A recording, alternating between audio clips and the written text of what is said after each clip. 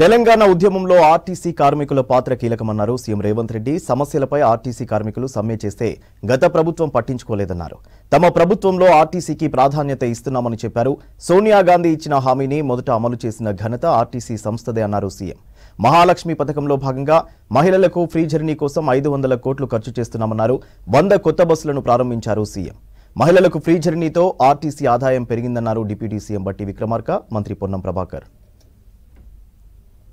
రాష్ట్ర సాధనలో ఆర్టీసీ కార్మికుల పాత్రను ఎవరు మర్చిపోలేరు. ఆనాడు రాజకీయ పార్టీలు రాష్ట్ర సాధనలో వెనకడుగు వేసినప్పుడు రాజకీయ పార్టీల వల్ల తెలంగాణ రాష్ట్ర సాధన సాధ్యం కాదు అని ఆలోచన చేసినప్పుడు ప్రొఫెసర్ కోదండరాం గారిని పొలిటికల్ జేఏసీ చైర్మన్ గా నియమించి వారి నేతృత్వంలో సకల జనుల సమ్మెకు పిలుపునిచ్చి ఆనాడు ఆ పిలుపుని అందుకొని వేలాది మంది ఆర్టీసీ కార్మికులు ఉద్యమం బాటలో నడిచి రాష్ట్రం నలుమూలల రవాణా సౌకర్యాన్ని స్తంభింపజేసి మీతో పాటు సింగరేణి కార్మికులు, విద్యుత్ కార్మికులు, కుల సంఘాలు, తెలంగాణ సమాజం అంతా అండగా నిలబడి ఆనాడు తెలంగాణ రాష్ట్ర సాధనలో మీ వంత పాత్ర పోషించింది. కాబట్టి ఈ రోజు తెలంగాణ రాష్ట్రంలో మనం నిలబడి 100 బస్సుల ప్రారంభోత్సవ కార్యక్రమాన్ని జరుపుకుంటున్నాం. మీరే ఆనాటి నుంచి ఆనాటి ప్రభుత్వాన్ని రద్దు చేయడానికి బ్రాండ్ అంబాసిడర్లుగా మారి బస్సు ఎక్కిన వాళ్ళను, బస్సు దిగిన వాళ్ళను ప్రతి ఒక్కరిని ఇక ఏ మాత్రం ఆనాటి ప్రభుత్వాన్ని క్షమించకూడదు అని చెప్పి ప్రతి ఒక్క ప్రయాణికుడికి చెప్పి ఈ రోజు ప్రజాపాలన రావడానికి, కాంగ్రెస్ ప్రభుత్వం ఏర్పడడానికి మీరు అత్యంత ముఖ్యమైన పాత్ర పోషించారు అని చెప్పి పిసిసి అధ్యక్షుడిగా ఈ రాష్ట్ర ముఖ్యమంత్రిగా ఈ వేదిక మీద నుంచి నేను చెప్పదలుచుకున్నా. ఈరోజు 100 బస్సులు, నూతన బస్సులు ఆర్టీసీ వాళ్ళు ప్రారంభోత్సవం చేసుకోవటం అంటే నిజంగా ఇది చాలా సంతోషకరమైనటువంటి వార్తగా నేను భావిస్తా ఉన్నాను. ఆఫ్టర్ 10 సంవత్సరాల తర్వాత, ఓ దశాబ్ద కాలం తర్వాత, ఈ దశాబ్ద కాలం మొత్తం కూడా మాకు తెలుసు ఆర్టీసీ కార్మికులు ఎన్ని రకాలైనటువంటి పోరాటాలు చేశారో వాళ్ళ అస్తిత్వం కోసం. ఈ ఆర్టీసీ ఉంటుందా, ఆర్టీసీని ఎత్తేస్తారా, ఆర్టీసీ వాళ్ళకి జీతాలు వస్తాయా అని అనేక రకాలైనటువంటి ఆందోళనలో ఉండి మీరు చేసినటువంటి సమ్మె చారిత్రాత్మకమైనటువంటి సమ్మె అది.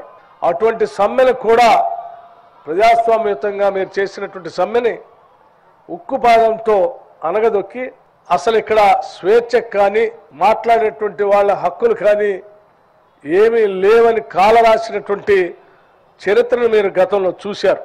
అదే ఆర్టీసీకి ఈరోజు ఆర్థిక పరమైనటువంటి సహాయ సహకారాలు అందించడమే కాదు, ఈ ఆర్టీసీని అద్భుతంగా తెలంగాణ రాష్ట్రానికి ప్రజా రవాణా సంస్థగా తయారు చేయాలని చెప్పి మీరు కోరుకునేటువంటి ప్రతి కోరికని తీర్చేటువంటి ఇందిరమ్మ రాజ్యాన్ని కూడా ఇప్పుడు చూస్తా ఉన్నారు.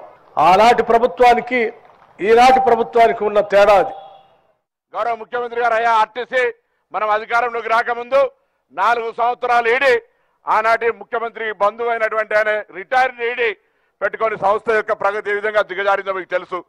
ఇవాళ మీరు వచ్చిన తర్వాత పెట్టినటువంటి మహిళా సంక్షేమ కార్యక్రమం ద్వారా దానికి సంబంధించినంత రియంబర్స్మెంట్ చేసే కార్యక్రమంలో ఈరోజు ఇంతమంది ఎమ్మెల్యేలు వచ్చినారంటే ఆర్టీసీ యొక్క ప్రాధాన్యత, ఆర్టీసీ బస్సులు కావాలనేటువంటి ఒక ఆలోచన కూడా అందులో దాగి ఉంది అనేటువంటి మాట దయచేసి అర్థం చేసుకొని కోరుతూ, ఈరోజు గతంలో సరైన నిర్వహణ లేకుండా నిర్లక్ష్యానికి గురైనటువంటి ఆర్టీసీ సంస్థలో 3 ప్రధానమైనటువంటి సూత్రాలు పాటించాలనే నిర్ణయాన్ని గౌరవ ముఖ్యమంత్రి గారు ఆదేశించారు.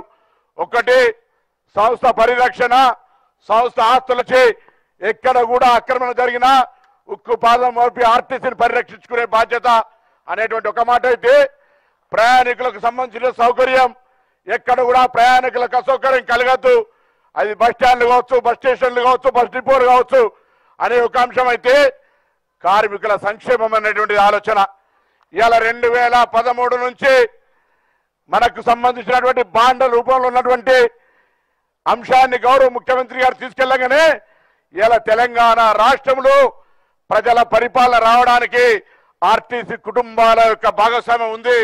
ప్రజా రవాణా వ్యవస్థ గత 5 సంవత్సరంలో ప్రపంచవ్యాప్తంగా, దేశవ్యాప్తంగా, ముఖ్యంగా మన టీఎస్ఆర్టీసీ కూడా చాలా ఒక కష్ట సమయము ఎదిరించాము. మనము కోవిడ్ రావడం జరిగింది, తర్వాత డీజిల్ ప్రైసెస్ పెరగడం జరిగింది, దాని తోడుగా మన టీఎస్ఆర్టీసీలో 55 రోజులు స్ట్రైక్ కావడం జరిగింది. అదేవిధంగా దీని కారణం వల్ల కూడా మనకు చాలా లో ప్యాటర్నేజ్ కూడా రావడం జరిగింది. మనము 2 సంవత్సరంలో మనము 770 బస్సెస్ తీసుకోవడం జరిగింది. గత 2 నెలల్లో మహాలక్ష్మి స్కీమ్ వచ్చిన తర్వాత మనము 1325 బస్సెస్ కి ఆర్డర్ ఇవ్వడం జరిగింది.